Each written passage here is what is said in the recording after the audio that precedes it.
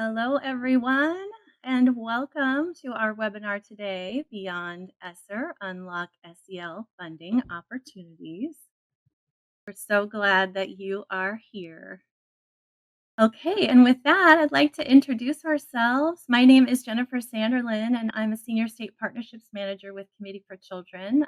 For the last 11 years or so, I've been so lucky to work directly with school, district, and state leaders to support social emotional learning, bullying prevention, and child protection efforts as well. Before that, I worked for a long time as a classroom teacher, after school and early learning program administrator, and I'm so happy. It is always my pleasure to be with educators, to be with all of you today in this virtual room that we're in.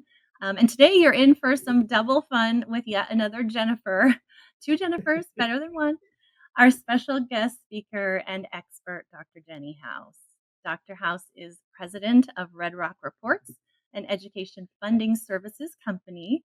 As a noted education market leader, Dr. House is a former teacher too, reading specialist, school and district administrator, university instructor, and ed tech innovator. She has an impressive breadth of experience in the private sector as well that you can read about in our bio slides later. Dr. House, would you like to say a quick hello to everyone?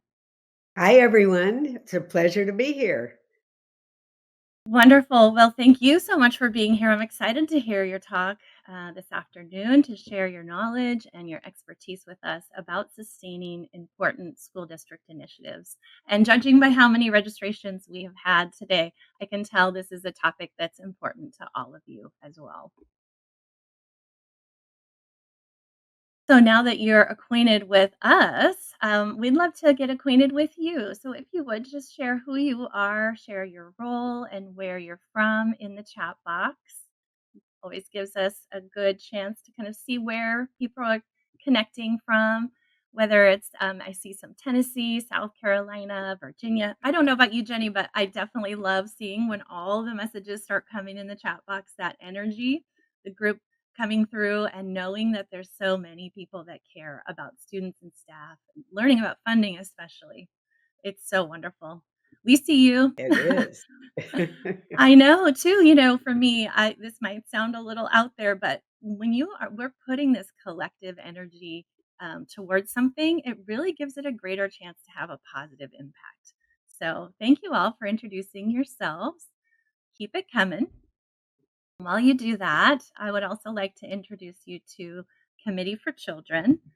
We are a global nonprofit that has, with over 45 years now, I kept saying 40 years, but now we're over 45 years of unwavering commitment to actively foster the safety and well-being and success of children.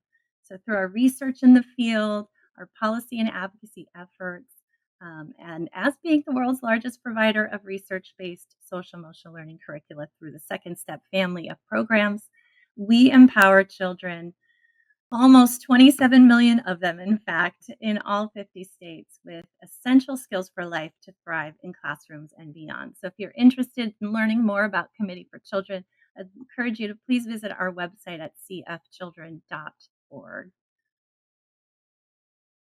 Okay. And with that, I also like to take a moment just to acknowledge and highlight our commitment to equity, to recognize, to condemn, disrupt, and seek to rectify systemic injustices that create barriers to children's success, and to acknowledge that our offices sit on the unceded traditional lands of the Coast Salish peoples, past and present, specifically the first people of Seattle, Washington, the Duwamish tribe. If you would like to acknowledge the lands where you are, please feel free to do that and put those in the chat box if you wish, especially during this week of celebrating Indigenous Peoples Day. All right. And I think now is a great time for us to launch into our content for today. Please make sure that you put your questions in the questions section, and we'll get to those at the end. And you will get a copy of these slides. So I just want to encourage you and let you know that throughout the whole presentation today, there will be lots of resources that you can use to forward your initiatives and find some funding. That's the main goal, right? So, this webinar, Beyond ESSER Unlocked SEL Funding Opportunities, was really intended, as we all know, after the federal ESSER funding came to a close at the end of September. What comes next for many districts who are facing budget shortfalls now, maybe, and in the future, which could mean some significant changes in staffing or other support, those initiatives, and could leave students at risk for schools scrambling to fill those gaps. So, our presentation is really pretty simple today. Our agenda is just to take a look at understanding some funding challenges, just to kind of set the stage. And then we'll briefly talk about, or we'll definitely move into unlocking finding funding. We'll, of course, have time for questions at the end, and we'll end with some resources. This webinar is really intended to highlight those alternative strategies and provide some resources to find and secure funding, and maybe even expand some funding. So let's put that energy out there. All right. So understanding some funding, it isn't hard really to think about where the gaps are. Um, Before we get into the nitty gritty, I wanted to just kind of think about what's important and what's at stake. What's important to you, especially, and what's at stake for our students. So we can imagine where the gaps are. You are experiencing those gaps, or might be thinking about that going forward, for the ESSER funding, as it's no longer available, as it's expired, by looking back. So when ESSER funding became available, an unprecedented amount of funding, in fact, the schools and districts hired special staff, provided training, invested in programs, you focused on systems, and shored up facilities. But I don't really need to tell you that. In fact, I would like you to tell us what happened for you and what does that mean, or what will happen for you. So, how does the end of the ESSER funding affect your work with SEL and those related initiatives in this next year? The poll system only allows you to choose one, unfortunately. So, some of you might want to do more, but just choose the one that's the most impactful or the most likely for you in your work directly. So, will this mean that you'll shift funding from something else to support social emotional learning? Maybe you are at risk for losing funding for SEL next year. Maybe you already know that you'll lose funding, or maybe you don't know yet if your SEL funding and related initiatives will be impacted. So let's see where we're at. It's looking like there's a lot of don't know yet. Yeah. Yeah, I can imagine that it's that the magic of building budgets takes a little pulling from here, pulling from there. It can definitely be a matrix. And then we know it looks like the kind of other one is that first one, that you might be able to shift some funding from other things to keep your SEL going. Okay. Thank you, everyone.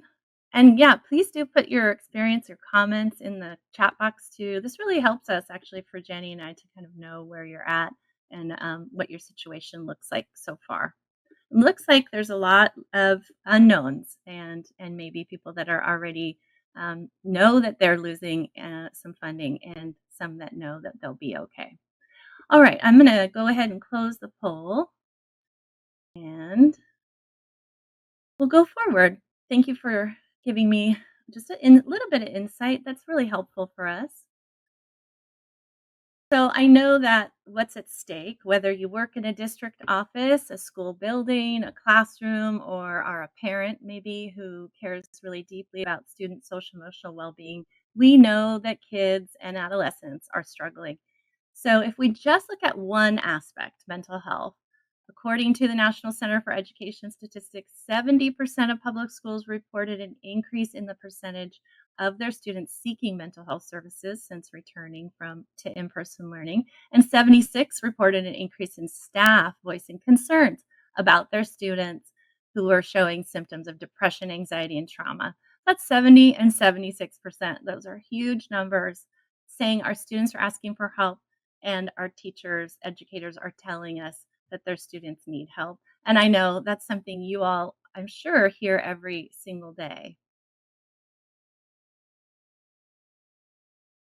But the numbers don't tell the whole story. In fact, a study of our senior research scientist, Dr. Jane Choi, published in 2023, she had feedback from many educators across grade levels that young people haven't had a very gentle school environment after the pandemic. And as one educator said, there was more trauma than anybody cared to admit, that we didn't address traumatic experiences. We just went back to school like everything was okay.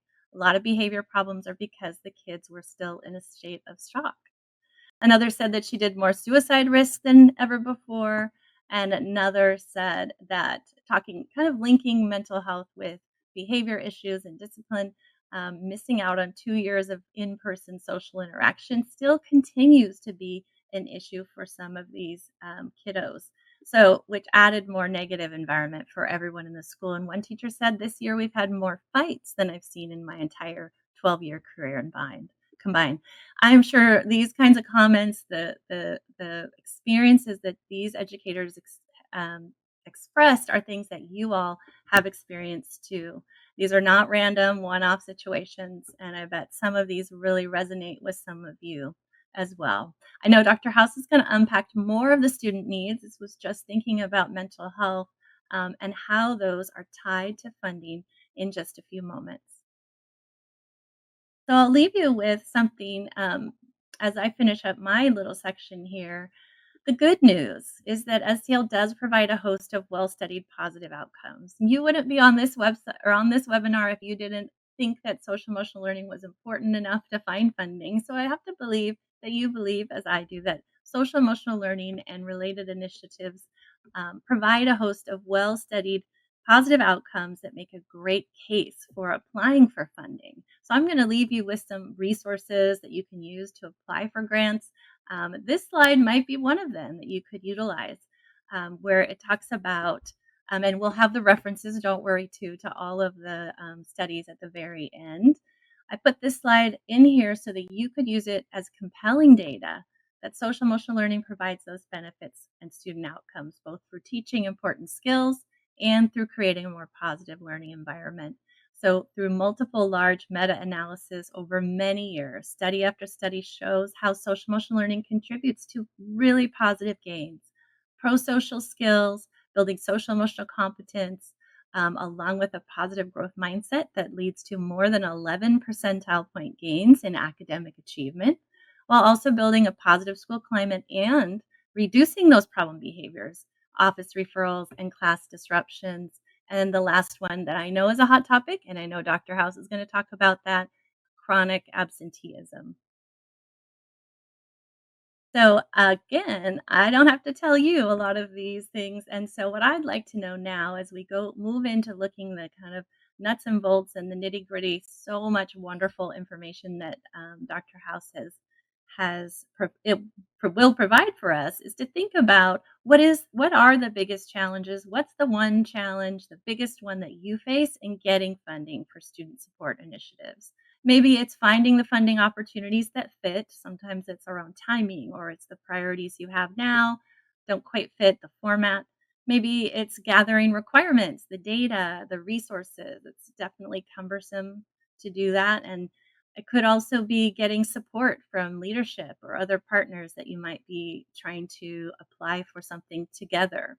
It could also be just the staff time or the expertise to find someone who is able to actually put that application together to apply or to implement the grant and monitor and do the reporting. There's, it's money's never free. I'm sure Dr. House would agree with me. There's a lot you have to do in order to access grants and funding. So let's see our results. It's looking like a lot of people, finding the funding opportunities that fit, and that makes sense Mhm. given our webinar. But there's also some things maybe that around the requirements being a little too strict, the reimbursement timing or matching funds. Sometimes that is a barrier for sure. Okay, keep them coming. Thank you so much. This helps us a lot, and I think this means that Dr. House has her work cut out for her in the finding funding. Good, that's what we wanted. All right, wonderful. Well, I'll go ahead and close that poll. And with that, I'm going to toss the baton over to Dr. House to share with you the magic that she has for you to dive into funding. Thank you, Jennifer. Magic, I don't know, but finding funding was always mine. And before I start, so as I'm going through this, I really wear many different hats. I remember as a teacher looking for money. I remember as a principal looking for money for my teachers. I remember in the district office, we were trying to do, district buys, where's the money? And then when I was in, the private sector, it's also where's the money that schools can use to buy products that will help them solve their problems. So I kind of have worn all the hats, and I absolutely understand your concerns that I saw in the two polls. So here's what I'm going to do today. I'm going to go over the federal funds because ESSER was obviously a federal fund. So, what kind of federal funds can be used now that are available? So, those are, definitely a source that you can look at. I also am going to go over some important trends that have happened recently that I think you need to be aware of in the background, some different things that are happening in the different states, just that impact what money is available for you. And then I'm going to show you some state funding examples because with ESSER, we just relied pretty much like 99% on federal funds. But now you want to look at the states, and we track the federal funds, the state funds, the local funds, corporate, community, and family foundations. So I'm going to go into some of the state funding because we're seeing a great deal of growth in some of the states of money available for mental health. And then finally, some grant resources. So, what's going on with federal education and the budget status? I think you all know that we still have not gotten the budget passed for the last year. And right now, what we keep getting are continuing resolutions. And for right now, there's a 3-month stopgap bill through December 20th for the federal budget. So this is the fifth continuing resolution from 2023, which means we still did not get the budget that we were supposed to get last October. And as you can imagine, there's a stalemate until after the election. So no additional funds, just exactly what was available for the last year. Also, there's we're hearing in some of the rhetoric about the election that the U.S. Department of Education, which funds the federal funds, obviously, is at risk. Um, don't worry about that too much. That's happened with many of the different elections in the past. Eisenhower, Reagan, some others wanted to get rid of the Department of Education, but they always find out, that's actually a pretty important thing in terms of making sure that, as the Constitution says, that public education for all. So that I just, people ask me about that all the time. But that does stall some of the grants, such as Promise Neighborhoods, Early Childhood, and Mental Health, that usually are available right now, but they are stalled until after the election. So that's just a quick, snapshot of where we are. So, where's the money for coming from the federal department for mental health that can be used? So, what we look at is the Every Student Succeeds Act. And these are the estimates for 2024. and 2025. And don't worry about taking a lot of notes. These slides will all be available to you from EdWeb afterwards. So not to worry about this because I know those numbers are pretty small. But really, there are many different funds that are available, and you have to be a lot more creative in terms of not just looking at one bucket of money, but several different ones. You can start with the biggest source, which is Title One. Some of the activities for mental health can come from Title One. That is the basic Title One, which is available to a quick 80% of school districts around the country. Also, if you're in an area of agriculture, high agriculture products, the Migrant Ed is part of Title One, but additional funds and neglected and delinquent ed. Don't forget that those funds are available to every school district that receives Title One. So you really want to be creative and look at your student population to make sure you're not leaving money on the table. Also, if you need the uh, you have new teachers that need to be trained in SEL activities. The professional development Title II is a quick, almost $2.2 billion.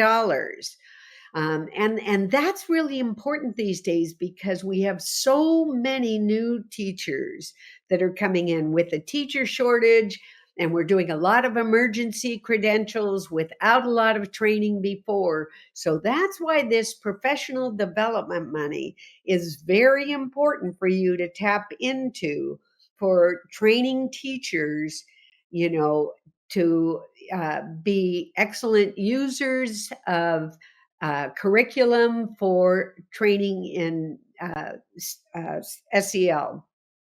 Also, Title III. A lot of you forget about this one. You think it's just English language acquisition, but it is also if you have a lot of immigrants that have come into your school district. Title III money also addresses those children, and many of them have been through traumas, not just COVID, but just the act of coming into a new environment. So don't forget that Title III can be used for that. Title IV, Part A, that is a really important one for safe and healthy schools. Okay. And I know that many of the states have great programs using Title IV money. And then if you're in a rural school district that, just like I think of, I was from California, and there are more than 1,000 one school districts in California, so they don't get a lot of money. So these REAP, which is Rural Education Assistance Program, it provides extra money for those little tiny districts to be able to purchase products to help them in, the subject areas or SEL. So don't forget you have money if you're in a small area like that. Also, one of the biggest growth areas, and I'm now in near Portland, Oregon, and the homeless, it's a huge challenge for areas. And so, that's a big one as well, that mental health is, a challenge in that area. Of course, special education, which has $14 billion, that always has the money for this, and I'm sure you know about that. And impact aid. Impact aid, a lot of people don't realize even what it is, let alone what it's for. This is if you're in an area that doesn't have a big tax area, such as government. If you're near a government facility, those facilities are not taxed, obviously. So it supplants that money. Also, impact aid can be used in terms of, a crisis such as the hurricanes that we've just had. So money there, and you talk about the students that are going to be impacted in mental health. Think of all the children in North Carolina. If you're from there, God love you. Or Florida, or any of the states that have just Georgia, that have just been impacted by that.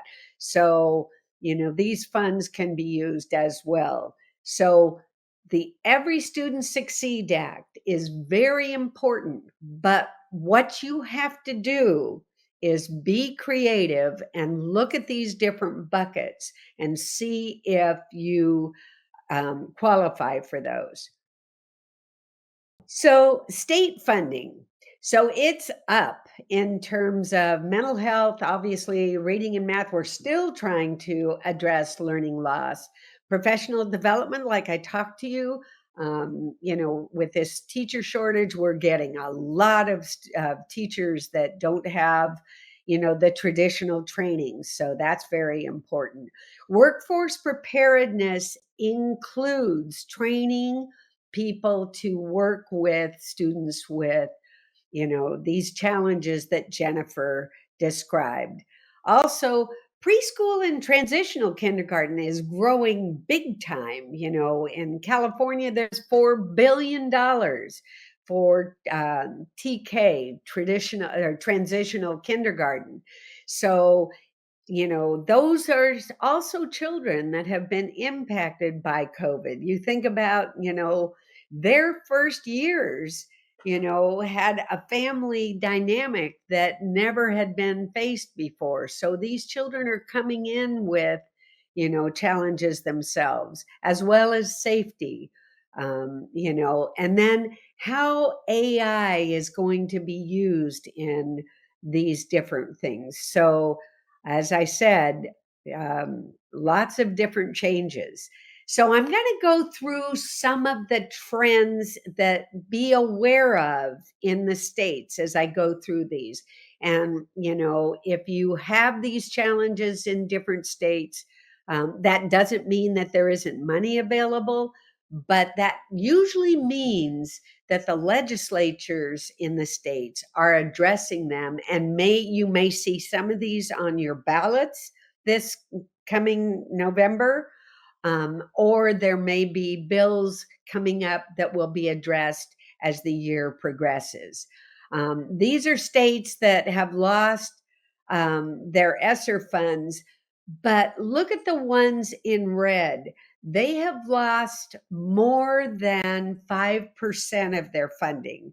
And a lot of times that's because they hired a lot of people, but suddenly, they have to let these people go after the ESSER funds, went away, and they didn't put in contingency plans in terms of continuing those services. So, if you are losing the people, don't worry about that. There are programs like Second Step that can be used to address those challenges as well. Also, a lot of the states have cut personal and corporate taxes. And, that's always a very popular thing to do. But guess what? In doing that, those, funds could have been used to supplant some of the losses with ESSER, such as in Iowa, there's a loss of 340 million in terms of cuts to taxes, which could hire 5,500 teachers to fill those gaps. So, some of the states, that's why the legislatures are scrambling again, because they didn't make those, adjustments during the ESSER times. So it's not, things are not lost. It just means that the states have to step up and come up with additional funds in other ways. And sometimes that means taxes. Another thing that's happened is a huge growth of private school vouchers. Okay. And all of those states, 30 states have passed voucher legislation, 14 of them being brand new, and Colorado and Kentucky have ballot initiatives this November. And if you're in a school district that is losing children to vouchers to go to private schools, you need to look at what your programs are and are you addressing. A lot of the times, if you talk to parents that why are you using these vouchers to move away from your local public schools, it's because of some of the issues that SEL, challenges have arisen, such as bullying, such as violence, etc. So if you're losing a lot of those, you need to take a real close look at your program. Florida has $4 billion on their voucher program, which is the same amount as the loss of ESSER to public schools. So and even though there are vouchers, it doesn't mean that they have to be used. It just means that that's an option that's available. So, if you're losing a lot, that's something you need to do in your schools. Take a look. And with some of the state funding that I'm going to be talking about, you might be able to implement new programs to keep those children in your schools. The other big one is, another big one is teacher shortages, like I talked about. In 2024, there were over 300,000 teacher and support staff shortages in public schools. That's huge. That's huge. In some states, we've seen that they're hiring cafeteria workers, bus drivers to come in and fill the gap short term. So, as I said, there's a real important time to bring in great professional development to help these teachers. And they're brand new teachers. How did they even know what to do in the area of SEL? So take a look at that. West Virginia, 1,500 teacher shortages. Kentucky, 2,000. I mean, those are big challenges. Also, and that's not a surprise to you, in the area specific, STEM, special ed, bilingual education, and foreign languages. Those are always big ones that, are challenges. There's also a shortage of health and PE personnel in those dark states that you see. So, if you're looking at your state and it's one of those dark states, again, that means that whatever personnel you do have, that professional development is so important to help other personnel to be able to address these. The final one, as Jennifer brought up, absenteeism. States reporting chronic absenteeism. In 21, only 18% of states. In 23, 80% of states. So 1 out of every 5 students missed more than 10% of school. So what's going on? If I were in a school that had that kind of absenteeism, what kinds of activities can I be doing where students feel safe? It's a healthy environment. It's a motivating environment. They're engaged. What can I do to do that? And where are the funds to be able to do that? So let's look at this. We need to help districts to understand how SEL can help keep them. Why don't students feel comfortable at school? How easy is it for teachers to improve relationships with students? These are all big things. If you've got a high degree of absenteeism, you need to take a look at. Also, student behavior. Jennifer already talked about the stats, and so I won't go into this quite as much, but 58% report daily behavior problems and 28 daily mental health challenges. So these are all pretty important. So do schools still have, SEL needs? And we looked at it regionally, this study did, and again, the reference is at the end of the presentation. But definitely, this is still a huge need. So, where are states with designated SEL funds? So, I went into every state that is listed here, and I'll just pull out a couple of examples. California has a $4.4 billion investment in the Children and Youth Behavioral Health Initiatives, which supports mental health services in the schools. Now, the thing when you're looking at your state, don't just look at education, look at health and human services as well, because the money is in different buckets in the states. So that's what when I said be creative about the federal, well, also be creative about your states. Look at them. Florida has 120 million through the mental health assistance allocation to help districts provide mental health services.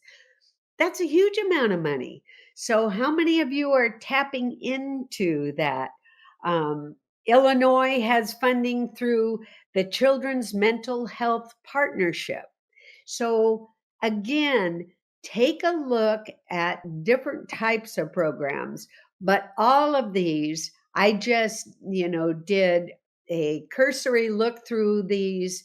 And as I said, some of the states have initiatives on the ballots as well. So be proactive, be creative, but there is money in different buckets in all of these states if you happen to be from them. If your state doesn't have some that I haven't listed it right here, that doesn't mean that they haven't got a special initiatives, that is in the legislature.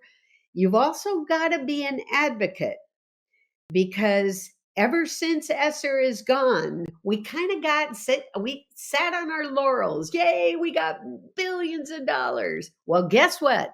We're back to where we were pre-ESSER days.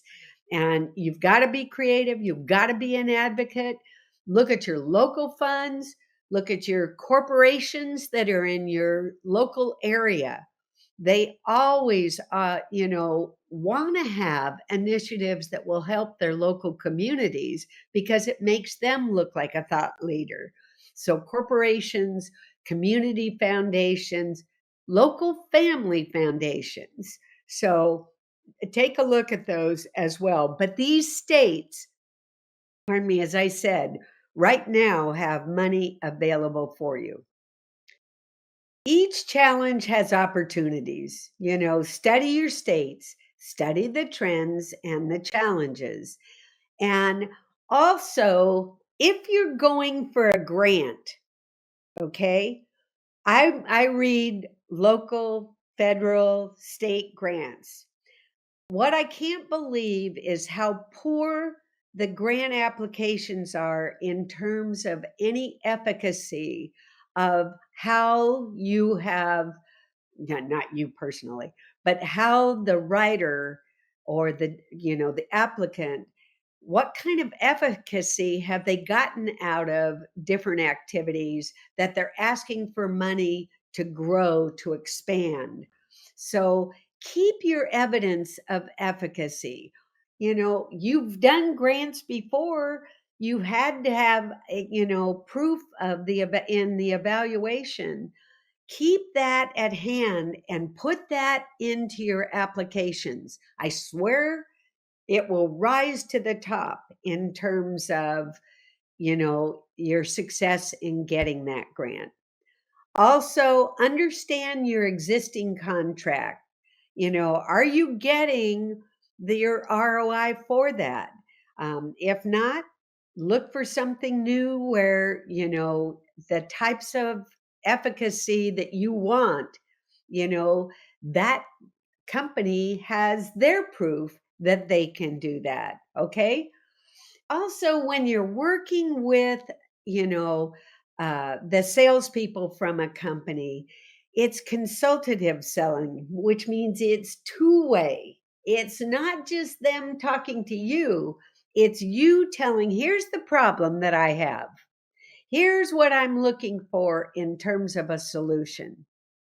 Okay? You need to be proactive and see what they can offer that will help you in meeting your SEL, your mental health challenges. Another thing to watch across the states is a movement that is growing like crazy called full service community schools. And basically, I like to describe this as it takes a village. Okay. And what a full service means is it's not just the school, it's the parents, yay, it's the hospitals around there. It's the justice system around there. It's everybody who impacts the life of a child. And so that's where I call it, it takes a village. And the money that is available from the federal government is increasing. Now, I'm saying, you remember when I started this whole thing? I said, we're in a little bit of a stall right now. So the applications have not come out yet for 24. Hopefully they will after the election. But these grants that were granted in 2023 are 5-year grants. So there are a lot of schools that already have this, but if you want to get one of these, you need to look at full service community grants. And when you get these slides, these are hot buttons in terms of where there's the underlining. Those are hot buttons where you can look at what are these programs? How can I take advantage of them? And you can get in line for when those applications come out. But the states also kick in money for this. It's federal money. And then the states, like California, I know I keep bringing up California only because I live there. But what's really important is the states also kick in money for full service community schools. So you need to find out what's available in your state and are there grants that are going to be for you to do for a full service community schools. They're really excellent programs and the results are fantastic. And the reduction in violence, the reduction in bullying, the reduction in suicides, all really very exciting. Okay, as I said, no federal grants at this time. Look at state community school initiatives. I put the California Partnership Program on there, but you look at your own state as well. So here's I said I'd show you some funding resources. The big one at the top for you small rural schools, this has the list of eligible school districts that can get that money. Get Ed funding has grants all the time, federal grants, school-based mental health services grants. Those are all hot buttons for you to take a look at. Also, in January of 24, 50 million in grants to support critical mental health services was announced. So you can look at that hot button as well. So, Jennifer, I'm going to kick it back over to you. Okay, thank you. Wow, that is a lot of information. I really appreciate, and as you said, a lot of those are hot links, so you can just click through and find those sources. We'll have the reference sheet too that also has tons of ways that you can get to this information. I was noticing some things in the chat, and our it looks like our friend Jamie Phillips in here. Thank you so much for commenting so many times because it's really they're giving us some information that might be helpful for you to expand on a little bit. One of the things that was mentioned was just that some of the funds that you were highlighting may be only for this year only, so that's Right, something to consider. And then it looks like some of them, maybe in California especially, are all expiring this year. Do you have an indication of whether those, like the MHSA, the CYBHI, CalHOPE, these are all these letters, SBHIP, if right. all of those No, are going to maybe be re-upping? Will they be a part of the funding in the future? Do you have a sense of that? Or great questions. There are many bills, and I know California has several bills in the legislature that are, uh, when the legislatures kick in after the recess for the election, then they will be getting to those. So, and that's happening in many states. I know Kansas, Nebraska, several states in the Midwest, um, Oklahoma. Uh, there are many bills in different legislatures. Texas, Florida. Although Florida, some of those states have some other things that they're going to be dealing with, but there are. That's what's happened. As I said, at the beginning about bills being stalled, that's happened at the states as well as the federal government. So, what I'm looking for is after the election, after the legislatures resume, they will be taking those back up again. In terms of the success, it's a 50-50. I can't say for sure anything's going to pass, but that's what we'll be watching. And we'll get back to Jennifer and the Committee for Children when we do hear about any of these bills passing. So and I'll work with Ed Webb and their funding uh, group as well to let them know. yeah, that seems like a great way to kind of get the word out that funding community will be a nice resource. There was also a comment too from Jamie about that the community schools money is not useful for continuing existing programs. Sounds like it has to be for new It has programs. to Is that be right? right. Okay. That money cannot supplant. Remember, we ran into this with ESSER too. Mm, ESSER money could not be used to supplant a teacher's salary. It could be for a new teacher's salary or a new mental professional, but it could not supplant. Community schools is exactly the same way. mm, It cannot supplant something that is already existing. It needs to build on that. And many of the grants that I read, that's a big thing that we look for in applications. Are you just going for this grant to pay for something that you've already been doing? No, we're always looking for something innovative, something that expands, extends, as mm. opposed to supplants. Hmm. Okay. That could be tricky for folks that are looking for a way to continue what they're working on, but it sounds like Well, the message you gave earlier was creativity. So, right. creativity, exactly. I used to write them too, and Yeah. it's always how can I put this in a different stance, and maybe,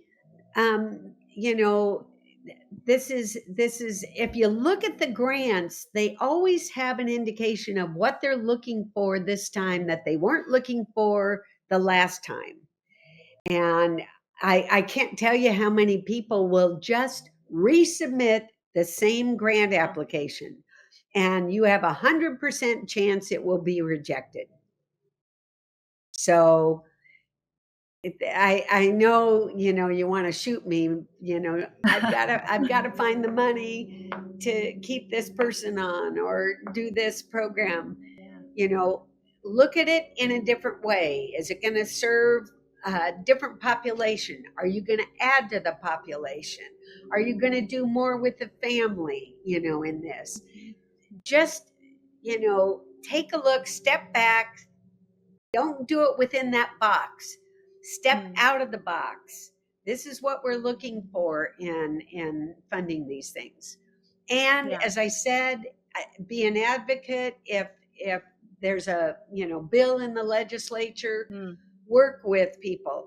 Let me give you an example. There was one time I was working in Washington D.C.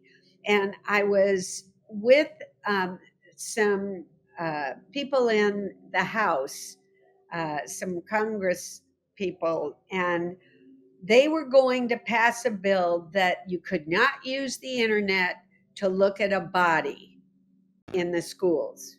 Well, let's see. How do you teach anatomy?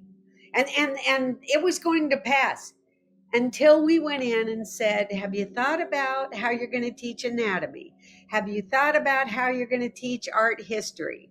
Have you thought about biology? Have you thought? And it was like, oh, I haven't thought about that. And it's not that they're, not intelligent, but they are working with every, different thing. They were working with agriculture, insurance, mhm, so these things happen. So, do not assume that the bills have been written with a lot of intelligence of your mm, expertise in them.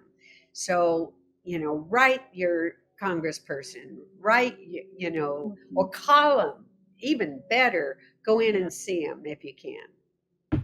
Yeah, that is great. That's a good advice. We gotta, you have to fight for what we need and want, right? Or be assertive anyway, like we teach in social emotional learning skills. I've had lots of success with districts over the years finding ways to fund something else so that that money could then be used for SEL. So sort of a little bit of a Exactly. yeah, like, it just opens the funds for SEL that they were going to spend on this other thing. So I'm always kind of trying to work with districts and school folks too to just think like, where's how can we move that like this bucket here now opens up that bucket, and you all on this call are used to doing that sort of thing. Some of you are very into all of the funding you're doing, and some this is probably maybe some brand new information. So what I want to do now is move us. I don't see any other questions in the chat box. So I want to move us now to just some resources that might help in this process for you. And I hope it will. I hope you'll explore after this webinar.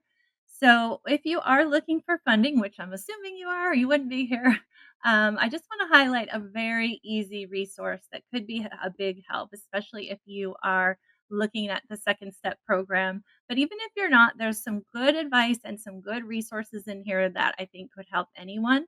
We especially have our funding grant application checklist. I actually helped to create this document, and it's a good way to kind of make sure you have thought about all of those details and make sure that you have the most compelling story that you can tell. Because I do think I've read grants as well. Being an evaluator, if you are telling a good story, you have to be compelling about the things that you show and the efficacy, as Jenny mentioned also earlier, just making sure you have some of those pieces. And this grant checklist and the funding page that we have could really help you guide that. We have information on federal, state, and local sources that you could help in your search too. And so if you would just explore that, the QR code is there. We also have I just want to mention too that sometimes it's fitting the pieces together. So thinking about the initiatives that you are doing, how social emotional learning fits in to MTSS or PBIS. How does it fit into the work you're doing around trauma or your whole child restorative practices? Things that you could tie it together so that there's strength in your application, or maybe it's a different bucket of money that you could access. So for second step, we have some alignment charts that could be really useful to really show how does this fit into the things that you're already doing. I think that could be really powerful. And then the last thing, again, if you are looking at second step program or you want to explore, I hope you will, our comprehensive approach, we have programs really holistically looking at, as Jenny mentioned, kind of taking that step back and looking at the big picture of what you're offering for your schools and your educators to help them in this work. So we have programs from pre-K through 12 for students and adults in your school community to really be empowered with skills for life. And we have also a white paper, The Case for a Comprehensive Approach, that is also maybe another good source, has lots of great research that you can look up and add to any of your grant applications that you might be looking at, thinking holistically around students, your whole school community. So I want to say thank you for joining us today. I'll also leave you with our contact information if you want to get in touch. I hope you will.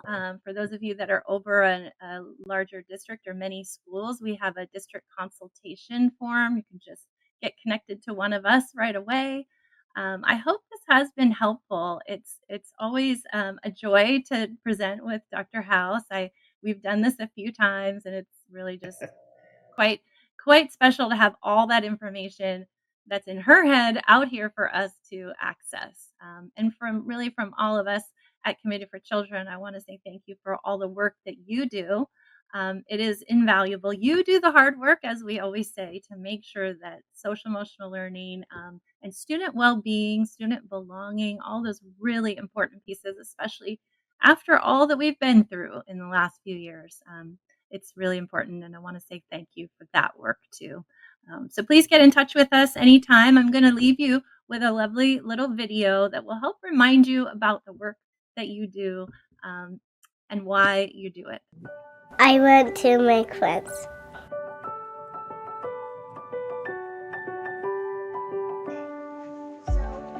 I want to talk about my feelings.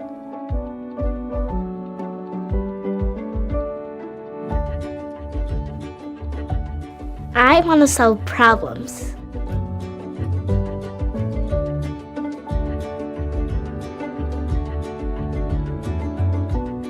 I want to feel safe.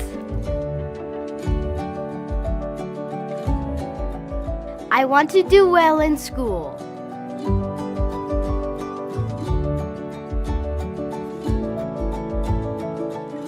I want to help my community.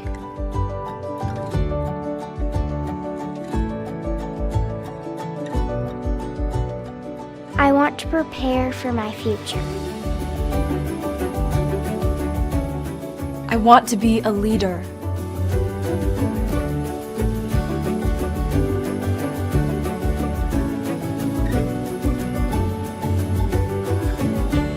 Second Step Social Emotional Learning Programs, empowered with skills for life.